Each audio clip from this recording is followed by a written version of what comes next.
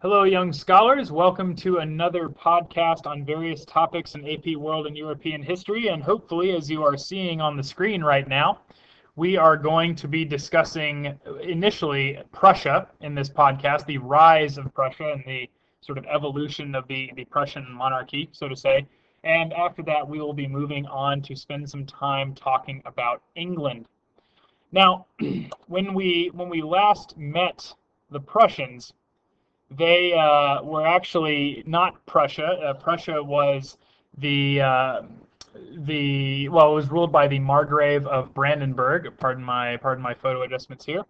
And it was a territory in what is today northeastern Germany. It was part of the Holy Roman Empire. This is, of course, the territory around the city of Berlin. So it was part of the Holy Roman Empire, and as part of the peace settlement after the 30 Years' War, Brandenburg also received a small piece of territory in Poland, which was called Prussia, that had famously been conquered by the Teutonic Knights during the High and Late Middle Ages, and it therefore became the territory of Brandenburg, Prussia. Now, originally, Brandenburg, Prussia was subject not only to the Holy Roman Empire, but obviously the territories in Prussia were considered fiefs from the King of Poland, and also they had some land that was controlled by the Swedes.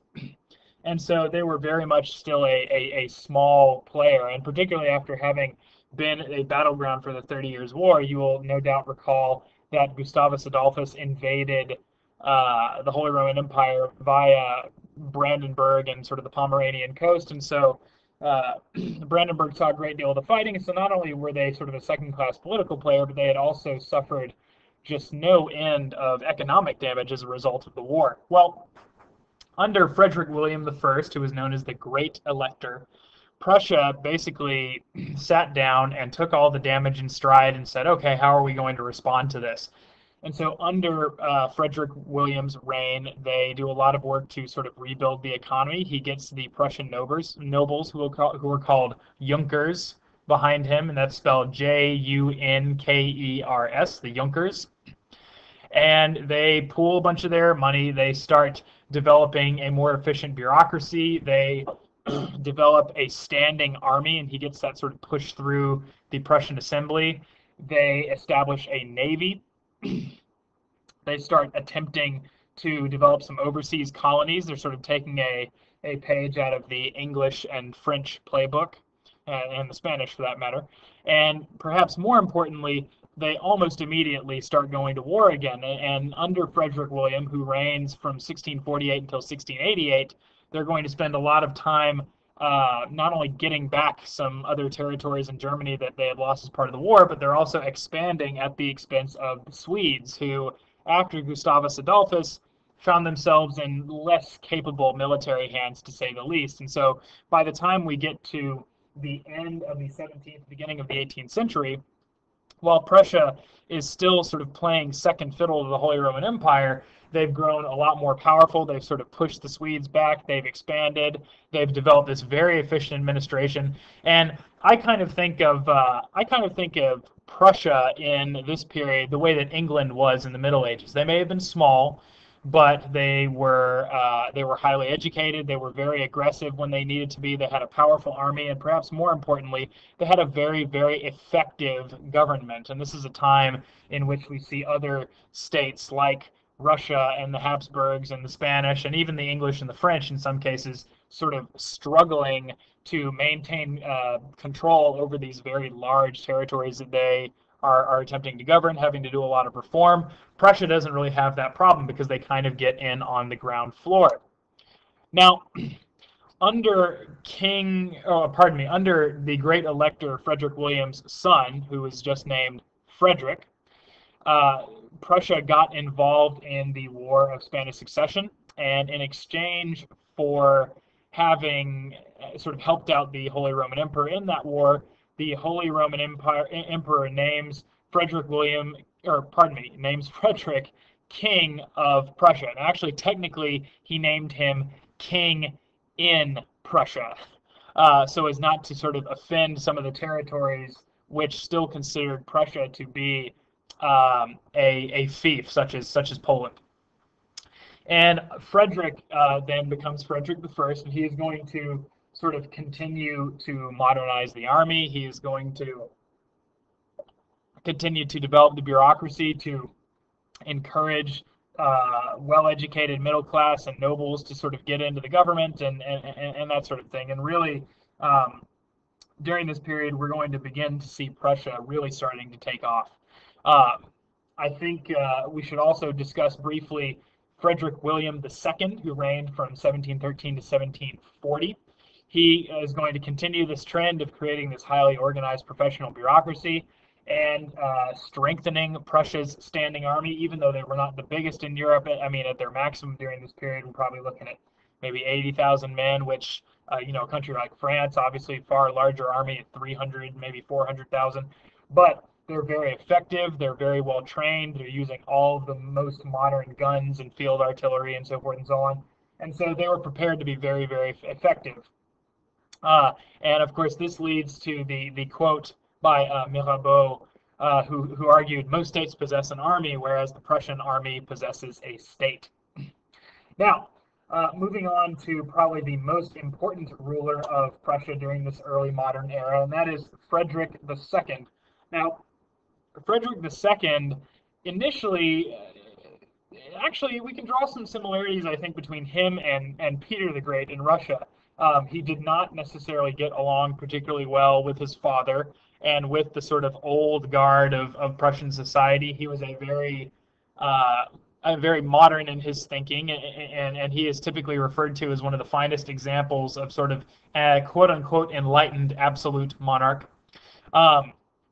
And actually, during much of his youth, he didn't get along particularly well with his father. In fact, at one point, he tried to flee the country for England, and his father had him imprisoned and threatened him with the death penalty for treason, since Frederick was also an officer in the army, and therefore his abandonment of his post could be constituted as treason. However, when Frederick did eventually come to power, he proved himself to be an immensely capable ruler. The first thing he did, actually, and he did this when he was younger, is he wrote a text called Anti-Machiavel, in which he basically argued, everybody's been reading Machiavelli for all these years and talking about raison d'etat and this notion of sort of you got to do what you got to do and realism and all that sort of thing. I think he's wrong. Frederick argued that he was wrong, and his tract was much more sort of idealistic and much more about the ruler sort of being somewhat beholden to the people. It was full of all these very Enlightenment ideas, and because of his position, he actually had to have it published anonymously in the Netherlands, and that was taken care of by one of the French philosophers, Voltaire, who had it published and distributed it and was really quite pleased with it. However, regardless of how well educated he was, and he certainly was, not only was he well educated in statescraft, he was also a musician. He played the flute, and he sometimes gave concerts at Sanssouci Palace in Potsdam, which was sort of his major sort of palace. He was also basically a military genius.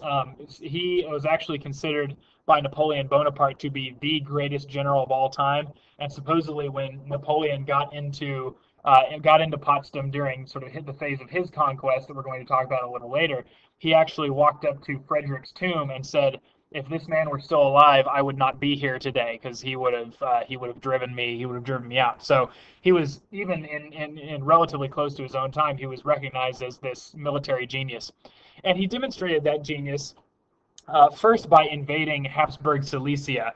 And this is, of course, during the War of Austrian Succession. He was fighting against the Habsburg state, the Holy Roman Empire. And it's important, I think, to remember here that up to this point, Prussia has, again, not only been playing second fiddle to the Habsburgs, but has sort of gained a great deal of its position by supporting them. The Habsburgs saw they got some land out of the peace settlement at the end of the 30 Years' War. The Habsburg Holy Roman Emperor declares Frederick I to be king in Prussia. So now, the son has, in a sense, turned on the father, so to say. And we are now in a situation where Prussia, even though it is a good deal smaller, is able to sort of go toe-to-toe with this Habsburg state, and further. In that War of Austrian Succession, we're going to see that Prussia is obviously no longer beholden to Austria for its position. It can ally against Austria if need be, and this continues to show not only sort of the rise of Prussia's star, but also the sort of the continued slip of the Habsburg monarchy from its position of dominance that we saw, say, under Charles V. Now, Frederick was not just a man of war, although that sort of conflict between himself and his family, the Hohenzollerns, and the Habsburgs is definitely going to sort of dominate German politics for about the next 100 years. He is also going to spend a lot of time on his sort of statecraft and his non-military pursuits. He, like his father, accepted a number of the Huguenots who were fleeing France into his state. He encouraged them to settle, and we talked about the fact that Protestant work ethic and the fact that a lot of these Huguenots were artisans and that sort of thing is going to have a very positive impact on the Prussian economy, in the same way it had a very negative effect when they left the French economy. Frederick was also an enlightened monarch. He referred to himself as sort of the first servant of the state, rather than someone like Louis XIV who said "L'état c'est moi." He ended torture. He introduced a civil law code. He started a secondary education system, which, as we've seen with other groups like the Byzantines, like some of the Chinese empires, this was largely initially conceived as a way not only to sort of make the people happy because the state is providing us with education for our kids, but also to sort of prepare future sort of bureaucrats and military leaders and so forth. And for this reason, Voltaire referred to Prussia as being Sparta in the morning and Athens in the afternoon, referring to the fact that at the same time there was this sort of great military power, they were also people who were into the Enlightenment, who were into education and so forth. And real quick, before we take our leave, this is a painting of Frederick. Now, this is very much in the sort of classicist style. You will remember if we go back up here and look at, say, Frederick William I, that he's painted in a very Baroque way, right? And of course, he's still wearing the armor. This looks like a lot of the portraits that we saw of people like, Louis XIV and so forth. Whereas Frederick now, perhaps most notably, even though he was a great military commander, we are no longer dressing in armor. And furthermore, we are also no longer wearing these sort of extravagant robes of state with the ermine and the crown and showing off the legs and so forth and so on. In fact, if you didn't know that this guy was supposed to be the king of Prussia, you might be able to assume that he's just, some army officer sort of wearing his uniform, right? So that Enlightenment thinking and that sense of sort of I'm a servant of the people and all that sort of thing is beginning to creep its way not only into the way that Frederick pursued his statecraft, but even into the art. And if we look up here at this picture of his father, Frederick William II, he is painted in much the same way. So keep all of those things in mind, and definitely keep Prussia in mind, because Prussia is going to continue to become a really, really big player, not only economically, because obviously during this period as they're expanding, they're getting involved in trade in the Balkans. They're taking the province of Silesia from the Austrians, which was very rich in resources, and this is going to be one of the areas that's going to help fuel the Industrial Revolution as it starts to catch on in Prussia. They're expanding their military, they're expanding their bureaucracy, and so they're definitely going to be people for us to be looking out for as we continue forward in the course. Now, I need to take us to England, and to do so, we need to go back in time a little bit. So here's our boy Henry VIII, and we have already talked a great deal about his his personal life. You'll remember he had 6 wives who, in order, were divorced, killed, died, divorced, killed, lived. And that was, of course, Catherine of Aragon, the Spanish princess who was the daughter of Ferdinand and Isabella, then Anne Boleyn, who was beheaded, and then Jane Seymour, who died of childbed fever after giving birth to Henry's son Edward, and then Anne of Cleves, the Protestant German princess, then Catherine Howard, who was also beheaded, and then finally his last wife, Catherine Parr. Now, we've already talked again about his personal life. We've already talked about his work in sort of reforming the Church of England, or creating the Church of England for that matter. So since we're talking about the development of monarchy here, I want to stray away from that and really focus on Henry as a ruler. First of all, he spent a great deal of money. His father, Henry VII, left him with a very large treasury, much in the same way that Henry IV in France had done for Louis XIII. And like Louis XIII, Henry decides that he's going to take that money and he's going to spend it. He does attempt to generate new revenues, both by absorbing some of those monasteries that he closed, and also by selling trade monopolies and putting tariffs on imports, which is an early kind of economic protectionism that we'll see develop into what Colbert will put into place in France as mercantilism.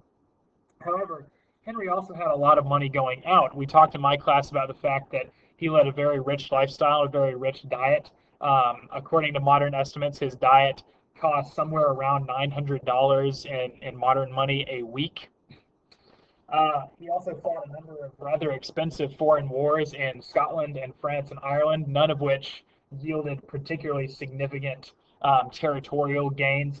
And in order to pay for it, he debased the currency. That is, he lowered the amount of silver in the currency. And so, essentially, as is mentioned in the film Lady Jane, for any of you who ever get a chance to see it, a shilling was no longer actually worth a shilling.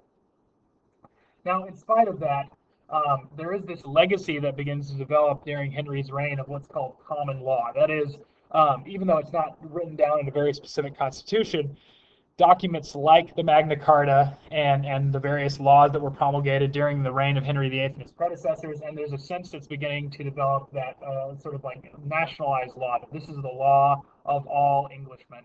Okay, even though Henry is an absolute monarch, he does feel somewhat beholden to respect certain privileges, and at least even people like the Duke of Buckingham, who he had arrested and executed early in his reign, at least he got a trial. Now, he also established a group of secretaries and nobles called the Privy Council, or the Private Council, and these were much like Louvois and Colbert in France. They had an advisory role with the king. They would sit in council sometimes daily, sometimes not so often, depending on what sort of affairs of state needed to be dealt with. And then when Henry issued an edict, they would typically co-sign it, and then they would make sure that the papers got sent out to the appropriate people and that the messengers were out and so forth and so on. It was their job to sort of be the facilitators of the king's will. And then, of course, we must remember that Henry also made himself, via the Act of Supremacy in 1534, the head of the English Church. Now, moving on from Henry, Henry had a son, Edward, who you see pictured here. And Edward, as you can see, not only was a relatively young boy, but he was also relatively frail. He didn't live really much past his mid-teens. And his reign, therefore, was quite short. And for our purposes, in terms of the development of the English monarchy, it's not especially important. It actually looks a great deal, in a lot of ways, like the sort of back end of Henry's reign, because a lot of the same nobles at this point are still sort of sitting on the councils and acting as regents for Edward and so on. When Edward died, of course, the throne was then supposed to pass to his older sister, Mary, who is the daughter of Henry VIII's union with Catherine of Aragon. But obviously, many of the nobility who had sort of converted to the Church of England, the so-called new religion, did not want to see that happen. And so they attempted very briefly to install a cousin named Lady Jane Grey on the throne. She unfortunately only made it about 9 days before she was removed and then eventually executed by Mary Tudor. So then Mary Tudor comes to power. This, by the way, is a much later image that was painted of the execution of Jane. Supposedly, she had a difficult time, once they blindfolded her, she had a tough time finding the cutting block, and so she had to have the priest sort of help her up to it. We see that taking place here. Now, Jane is replaced by Mary Tudor. Now, Mary Tudor, you remember, cannot be confused with Mary Queen of Scots. They are two different women, even though they were cousins. So this is Mary Tudor. This is Bloody Mary. and she ruled from she was born in 1516, pardon me. She ruled from 1553 to 1558, so it's a relatively short reign. And she was called Bloody Mary because as she tried to restore England to the Catholic Church, which she believed in very strongly, largely because of the association with her mother, Catherine of Aragon, who was a devout Catholic, as she tries to sort of restore England to Catholicism, she actually has about 300 Protestants killed as heretics for sort of refusing to accept Catholicism. She also married Philip II of Spain, who you will remember is a Habsburg, and he is ruling Spain during this period. And of course, he's very important. Another podcast has already been done on him, so I will not go back into him there. But keep in mind, of course, that integrated England into this sort of Habsburg Spanish political sphere, which a lot of the English really, really didn't like, actually. They had a fairly strong sense of nationalism beginning to develop at this time, and they saw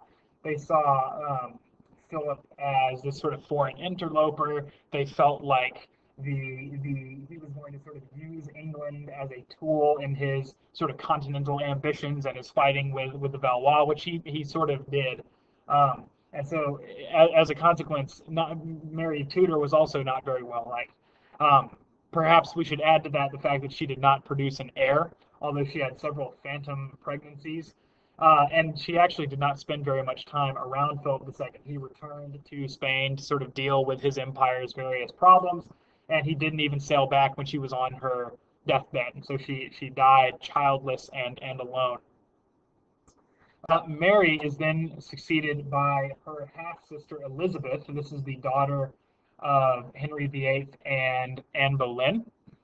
And Elizabeth actually had gotten herself into some trouble during Mary's reign because there had been a sort of plot to get rid of Mary and put Elizabeth on the throne, which Elizabeth apparently was not particularly closely connected to, but just the fact that she was there. You'll remember in my class we've discussed the fact that one of the great principles of European history is never leave another heir to the throne alive. And so Elizabeth was sort of a source of trouble for Mary. Now, the reign of Elizabeth, which extends from 1558 to 1603, so almost 50 years, is very frequently spoken of as the golden age of England, or sometimes just the Elizabethan period, but it's definitely seen as a very, very good time in a lot of ways for England. Elizabeth, you will recall, is the last of the Tudors. She dies without an heir, and she was known as the Virgin Queen because she never married, and at least as far as we know, never had carnal relations with anybody. She actually had sort of pulled a Henry of Navarre in that she embraced Catholicism when Mary I imprisoned her for encouraging Thomas Wyatt in his rebellion. But after Mary died, she reverted to Protestantism and passed a couple of religious settlements, the Elizabethan Compromise of 1559, which sort of restores power to the Anglican Church, even though she was relatively tolerant of the Catholics and even some of the Calvinists in her realm. We need to remember that England has, for quite a while, had a very efficient administration. And this goes back to the Anglo-Saxons and the Normans establishing offices like the Exchequer and so forth and so on. And so obviously Elizabeth was able to take advantage of that, and in some cases improve upon it. And she used that administration to tax trade.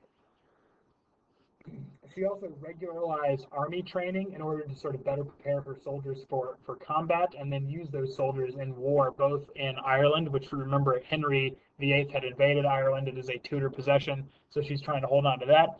And then also she sent some troops to aid the Dutch in the Netherlands, who by this period are fighting for freedom against the Habsburg Spanish. Philip II, after the death of Mary, had actually briefly tried to orchestrate a marriage between him and Elizabeth, but she turned him down, and thereafter Spain and England's interests are going to be increasingly at odds during this period.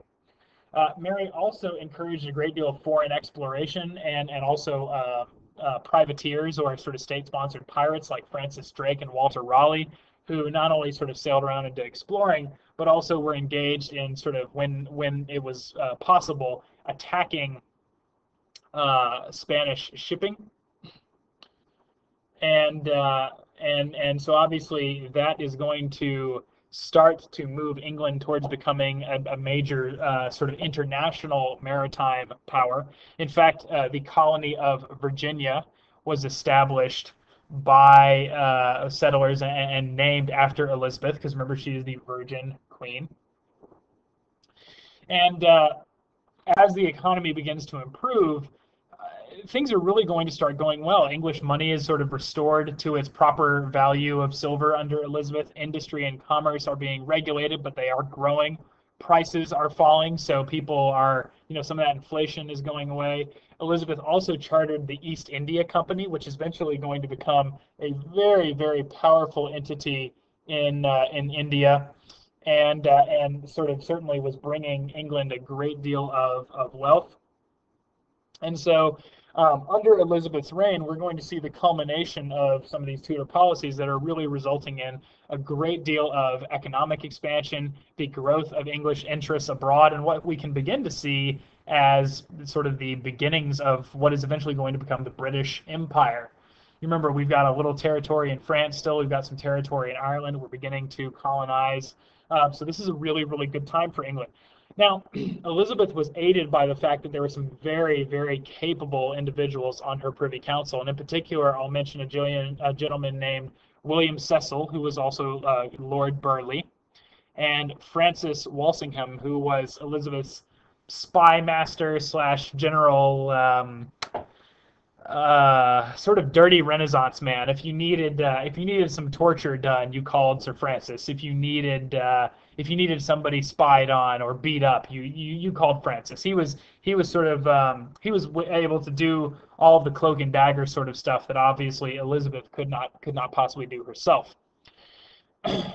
Now, it is actually Sir Francis Walsingham and Lord Burleigh who bring to Elizabeth's attention that Mary, Queen of Scots, who after being sort of thrown out of Scotland was dungeoned up by Elizabeth because she was also a potential heir to the throne and a focus for sort of pro-Catholic sentiment in the British Isles, since she was an ardent Catholic. It is brought to Elizabeth's attention by Lord Burleigh and Walsingham that Mary was involved supposedly in some plots against Elizabeth to sort of retake control of the English throne for Catholicism. And for all those reasons, Elizabeth, much to her own sort of fear and concern, had Mary tried and executed in 1587. And as a result of the fact that this is one supposedly God-anointed monarch executing another God-anointed monarch, Philip II declares war on England in 1558 and sends the Spanish Armada, which was also known as the Invincible Armada. Now remember, this is a very large, very well-trained navy. This is in some cases some of the same officers and ships that were involved in the major victory that is won by the Habsburgs at the Battle of Lepanto against the Turks. These are also the same ships that have been plying that trade backwards and forwards to the Americas and bringing all that silver back. So this is a very large, very well-built, very experienced navy.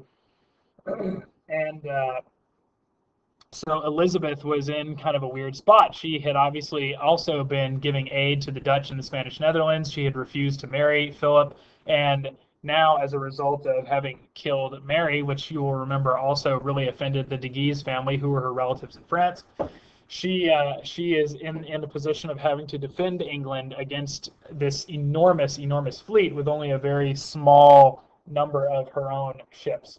And she was able to win for two reasons. One, the English ships were smaller and faster, and they actually set some of them on fire and just pushed them in amongst the Spanish ships to set them on fire. But there was also a large storm that sort of swept up the channel and sunk a number of these very big, heavy Spanish ships who couldn't get away in time. And so the Spanish Navy was ultimately crushed both by the English fleet and by sort of nature, which certainly the Protestant English took to be a sign that God was supporting them. And that really is going to mark the end of Spanish naval ascendancy. After that, they're never quite able to get their act together, and this really opens up the doors for both the English and the Dutch to become the big economic powers of the 17th century. A couple other Elizabethan things that we'll mention. She was a patron of literature, such as Christopher Marlowe and William Shakespeare. She required everyone to attend Anglican church service, but she sort of tolerated the Catholics, even though she kind of pushed them out of government. And she clarified the relationship between church and state with 39 articles that she had published in 1563. And we should also note that, and this was not really Elizabeth's doing, but during her reign, uh, Calvinist Puritanism is starting to become more popular in England. Now, Elizabeth dies in 1603, and since she had not left an heir, she is replaced by this gentleman here, James I, who coincidentally was the son of Mary Stuart, Mary Queen of Scots. So he becomes king in England, so now we have both England and Scotland under a single throne. And James, you will recall from the reading you did in class, really, really believed in this notion of divine right of kings and absolutism and all that sort of thing, which the English people just loathed. I mean, they just hated it. Remember, there's a tradition of constitutionalism, sort of, in documents like Magna Carta, and there's sort of this principle that Parliament is supposed to be involved in helping to run the country. James wasn't into that, and his son Charles I sort of continued that philosophy. Charles also married a Catholic. He married Henrietta Maria of France.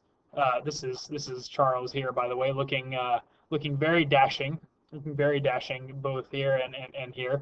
And we've looked at both of these images in class.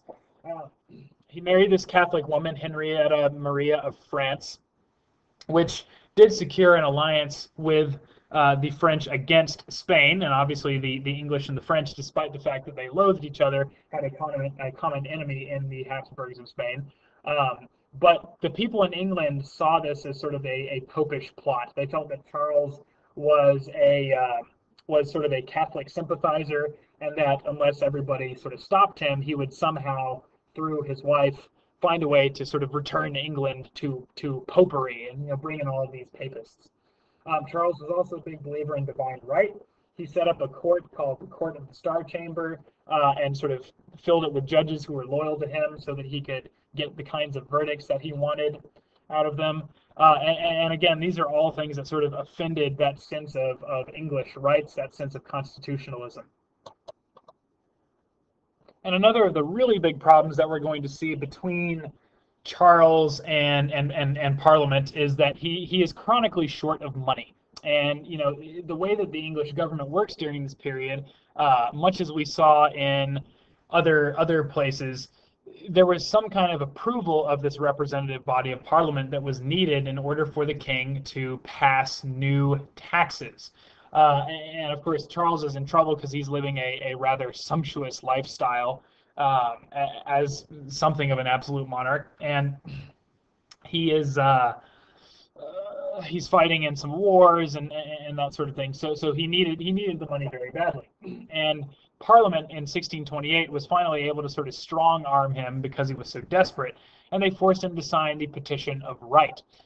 He was forced to sign this document in 1628, and it stated that, first of all, he could under no circumstances collect taxes without the consent of Parliament, and he couldn't imprison anybody without just cause. He also was not allowed to declare martial law during peacetime. He wasn't allowed to retain anyone without due process.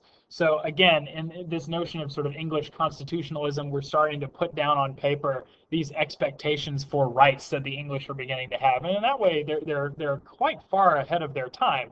You'll remember this is the period when Louis XIV is becoming, he's executing a lot of people, he's destroying the fortresses of the Huguenots and taking them out of government and taking their rights away, and a lot of the czars in Russia are still ruling as autocrats and so forth. So the English are sort of getting a head jump on what we might begin to call some sort of constitutionalist, almost Enlightenment style government here, which obviously Charles, as a wannabe absolute monarch, was really, really unhappy about. So he responds by dismissing Parliament and refusing to call them again for 11 years. And it's not until about 1639, 1640 that he has to call them back, because the Scots were beginning to rebel, largely because they were mostly Presbyterian, which you'll remember is a branch of Calvinism. And he was attempting to push the Anglican prayer book on them, to integrate them into the Anglican Church as a way to solidify his power outside of Parliament. So the Scots are rebelling. He has to get taxes from Parliament, and they are sort of more upset with him about that. They won't give him the taxes, so he starts demanding these loans from wealthier citizens. And when some of his justices, his judges, essentially refuse to legalize the taxes and the loans, he sort of fires them. And so at this point, the Long Parliament says, guys, we're not going to tolerate this anymore. So the first thing that they do is, because again, you can't really talk bad about the king, because that comes very close to treason. So they execute a bunch of Charles's advisors. They hold impeachment hearings, and they assassinate them, thinking that, well, if we demonstrate to Charles that these evil counselors of his, quote unquote, are not going to be tolerated, maybe we can turn the guy around. So they kill the Duke of Buckingham. They kill Thomas Wentworth, who was another of his principal ministers. And they call for the abolition of bishops, because remember, Parliament during this period is becoming more and more full of these Puritans, these Calvinists. The Archbishop of Canterbury is also executed. And in 1638, a national covenant is signed, which states that while we are all loyal to the crown, the king has no right to sort of establish the authority of the church hierarchy over the church. And basically what this does is it allows the Scots to sort of keep doing their Presbyterianism thing. But you'll remember, one of our key characteristics of absolute monarchy is these attempts that are made to control religious institutions. And so Charles's ability to control the people through the church is being sort of slowly chipped away at. And this continues in 1639 with the pacification of Berwick, in which the Scots and the English sort of disband their forces in favor of allowing a new, like, sort of Scottish Parliament that is going to sit. And at this point, Parliament really sort of has Charles back into a corner. They force him to pass the Triennial Act in 1641, which states that no more than 3 years can pass without Parliament being allowed to sit. And then they also passed the Grand Remonstrance, which is a list of 204 grievances against the king. All of these things where they feel like he's violated English sort of constitutionalism, that he's violated common law, he's done things he's not supposed to do, he's violated people's privileges. And so Charles starts raising troops. He actually leaves London and moves to Oxford and convenes his court there, and then he starts sending troops to the House of Commons, and this is going to lead us into the English Civil War. Now, in the English Civil War, the Royalists who were supporting Charles, this, by the way, if we can get to it, this, by the way, is another painting of Charles there, again, looking very dapper from several different angles. The supporters of Charles were called Cavaliers, and one of them is pictured here. Now, you'll notice these guys represented sort of the old guard, the old nobility, the people who were Charles's friends, who had something to gain from him staying in power, either because he gave them privileges or because, you know, they just believed in sort of the semi-divinity of the state of monarchy. And you'll also notice that they're wearing pretty typical dress for the period. There's a lot of sort of sumptuous decoration, a lot of lace and a lot of frills, and this very large hat, and they're all just very sort of dashing looking. So these are you know, your nobles, your country gentlemen in some cases, that kind of thing. On the other side are the Roundheads. Now these guys are Puritan Protestants. They're much more austere, you'll notice. The dress is a lot more simple, and even this guy's face is very dour. He doesn't look like he wants anybody to have a good time. Okay. They are called Roundheads because of these haircuts that they have. They don't have sort of the long hair the way that Charles did, sort of draping down the back. And the Roundheads are being led by this gentleman named Oliver Cromwell, who we see here on the left. Now, Oliver Cromwell formed, he was a member of Parliament, by the way, who had originally been kind of a moderate, but had gotten really ill and had had a very intense religious experience that sort of drove him into Puritanism. And he established an army called the New Model Army. He was very, very tactically successful. And so obviously we have the Civil War. You'll note that the areas in the orange denote areas that remained royalist, that were loyal to Charles, and the areas in the green are your areas that are sort of loyal to the Parliament. Okay, and at this point, the Long Parliament declares themselves to be the Rump Parliament. Okay, it's the part where we're running the country now without the king, because the king has abandoned the capital. And within this Parliament, uh, there are sort of two types of people. Obviously, all the royalists have left. They're all with the king, sort of out with the army, sort of roving around. And the people that are left, there are two types. First of all, there's the Presbyterians, who are actually not Presbyterians, they're Puritans. But they are sort of like your moderate parliamentarians. You know, the king is screwed up. We need to make some changes, but we don't have to kill the guy. And on the other side, standing with Oliver Cromwell, are the independents, and they're kind of like the Catholic Devo in France during the Wars of Religion. They're the ones who are like, no, we've got to kill the king. We've got to bring about this new, like basically a second Puritan Reformation here in England, and we need to get rid of all this sort of finery, and we need to live according to the Bible and according to Calvin's teachings and so forth and so on. And obviously, because of that Protestant work ethic, because they were so disciplined, and also because Parliament had the capital, they had more access to sort of all that trade money that's coming in from the various parts of the empire. We have what amounts to an eventual victory by the parliamentarians and the new army that's being, or the new model army, pardon me, that's being led by Cromwell. And we discussed briefly in class the fact that when things started to go south, a lot of the royalists sort of packed their bags and left for the English colonies in the New World to get away from the retribution of Cromwell. And so we have colonies like Carolina, with what at the time was its capital, Charlestown, which is actually named after Charles. We have a lot of these nobles going there. And so forth and so on, right? So we're fleeing into the colonies. Most of them fled into the South, where they established new estates. They started participating in slave agriculture, and basically they become sort of the Southern aristocracy that then is going to fight the American Civil War, coincidentally against a lot of the people from the North who were Puritans, who went over to the colonies after the monarchy was restored. So a lot of historians have actually referred to the American Civil War as kind of the English Civil War Part 2, since it's ostensibly being fought against these people whose progenitors had been fighting civil war in England and you know are still adhering to many of the same values. You know, the sort of egalitarian, more commercialized, more urbanized you know, Puritan sect, like people coming out of Boston and New York, and against the sort of old guard aristocratic Southerners who were mostly the descendants of royalists. Now, Oliver Cromwell wins the war, and then eventually he gets rid of the Rump Parliament and forms a commonwealth, sort of like a republic. He declares himself to be the Lord Protector, and essentially becomes a new monarch, a military tyrant of a sorts.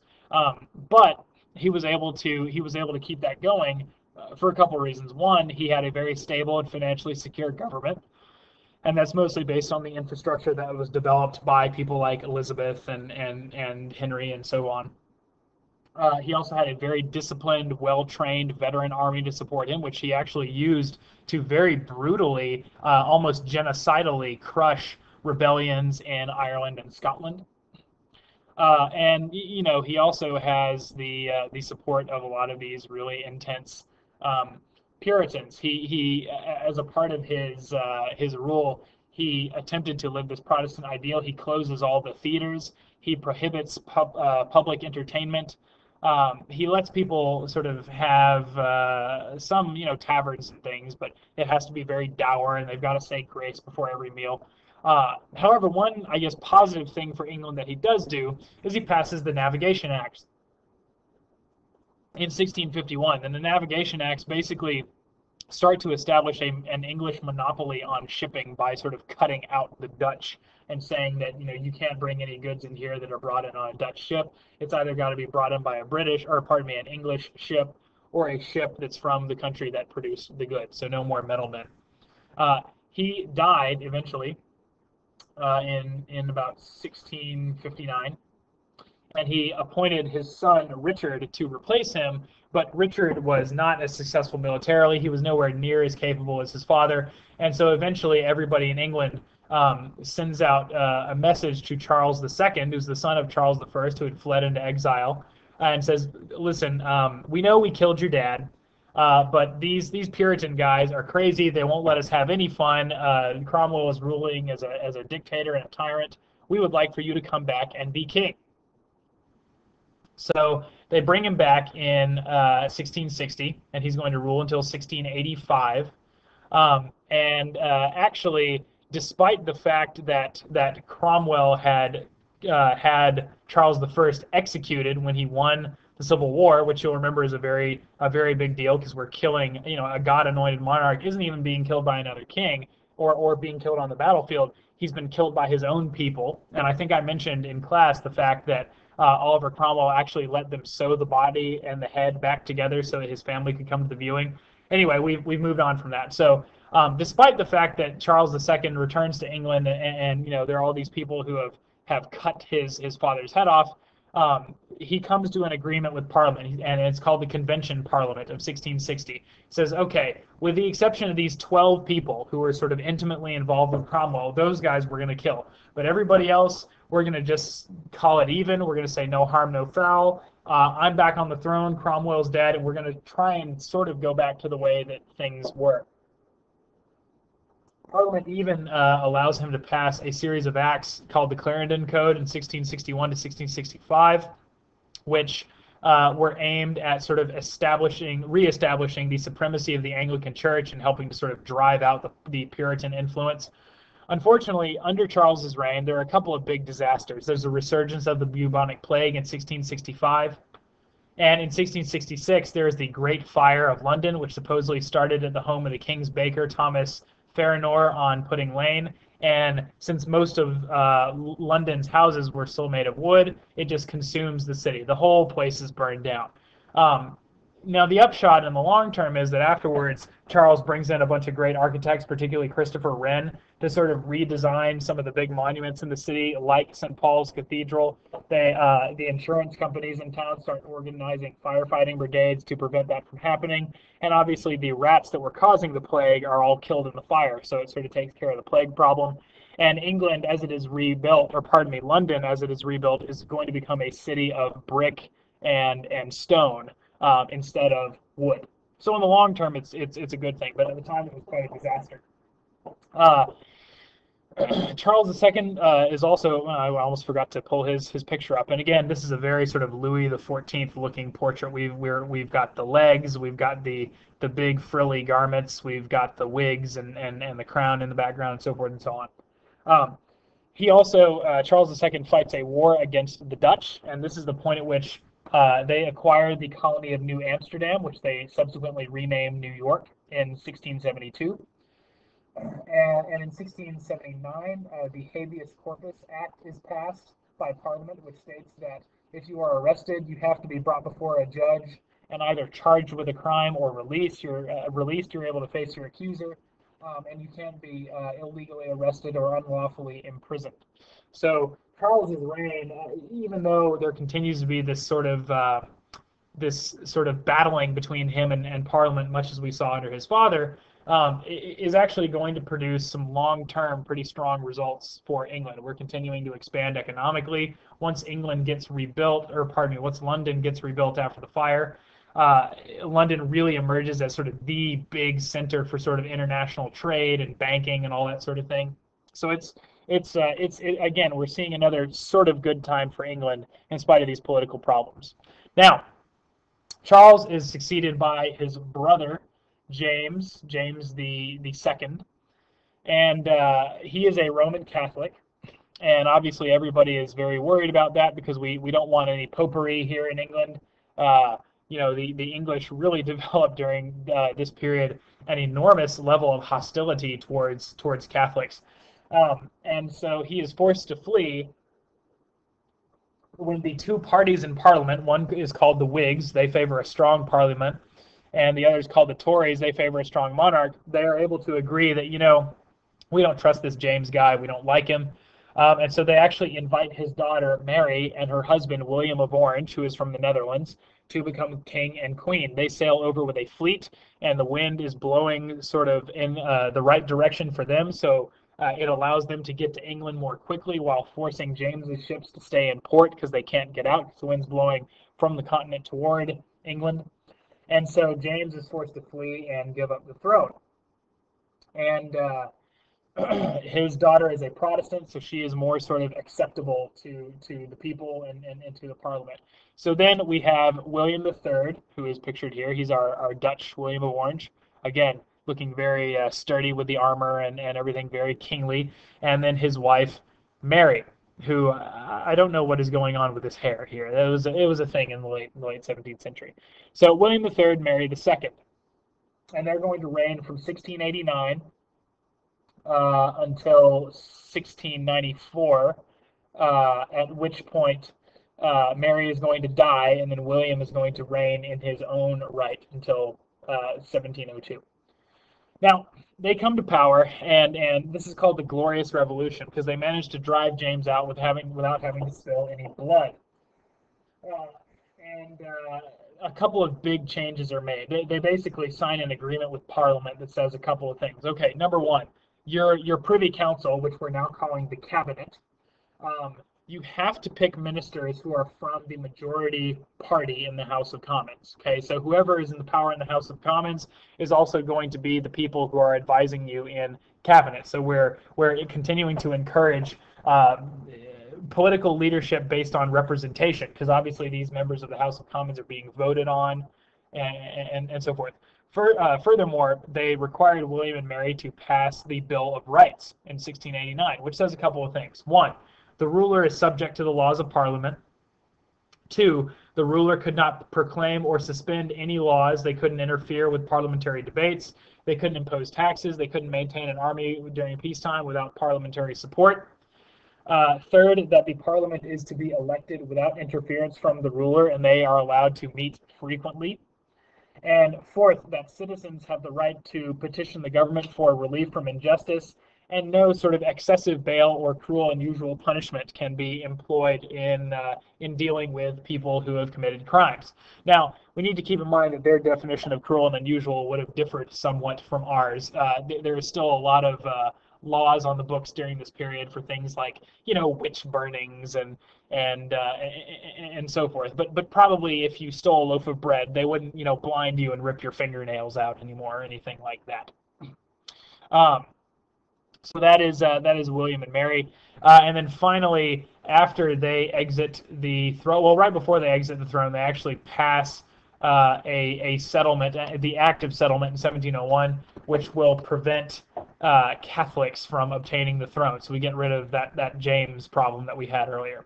Now, our last monarch, this is William and Mary's, Mary's sister, technically, Anne. And she's going to rule from 1702 to 1714. She is the last of the Stuarts. And a couple of important things happen under her reign. First of all, in 1707, we have the Act of Union, which combined England and Scotland once and for all to form Great Britain. We also have the establishment of the post of Prime Minister during this period, and that first Prime Minister is going to be a gentleman named Robert Walpole. Also, this is the period during which the War of Spanish Succession is being fought. And so the phase of that's going to affect the British, particularly the British colonies in North America, is going to be called Queen Anne's War. And this is when we're beginning to see England starting to reach what's going to be taking us into the high water mark of sort of the British Empire, right? We're expanding in North America. We're developing new colonies in India. We're trading with the Chinese. All of this money is coming in. The middle class is growing. People are being educated more frequently. Some of these poor laws that are passed under people like Elizabeth I are keeping us out of poverty, and so forth and so on. And so that's making a big difference. And England is a pretty rocking place during this period, right? And you'll see, here, Anne is being presented in these very rich colors. We've also lowered the neckline on a lot of these dresses, so women are dressing somewhat more provocatively. You can see she's got this little dog down in the bottom who's yapping and making a whole bunch of racket. All that to say, this is a period during which the British Empire is getting ready to enter its finest hour in many ways, and that's going to last really into the 19th century. So England has a pretty strong 150, 200 years coming. That wraps it about up. Let's make sure that we are keeping in mind, just sort of thinking about capstoning all of this. We have really the rise onto a very prominent place in the international stage during this period of both England and Prussia. They are both Protestant states, and they managed to do so. In Prussia's case, much of their growth is driven by militarism and by sort of military expansion and by the refinement of their bureaucracy. England, on the other hand, is going to focus a little more on the Navy and on the development of commerce, although they're certainly not going to shy away from war. And this is a period also in England, particularly, where the enclosure movement is happening during this period. The putting out system is being used. We've got more what we could call maybe not industrial production, but certainly non-agricultural production. We're producing a lot of textiles and that sort of thing. And we are right on the cusp of the Industrial Revolution, which is going to be following up shortly. Thank you for bearing with me, and I will be back for another podcast sometime soon.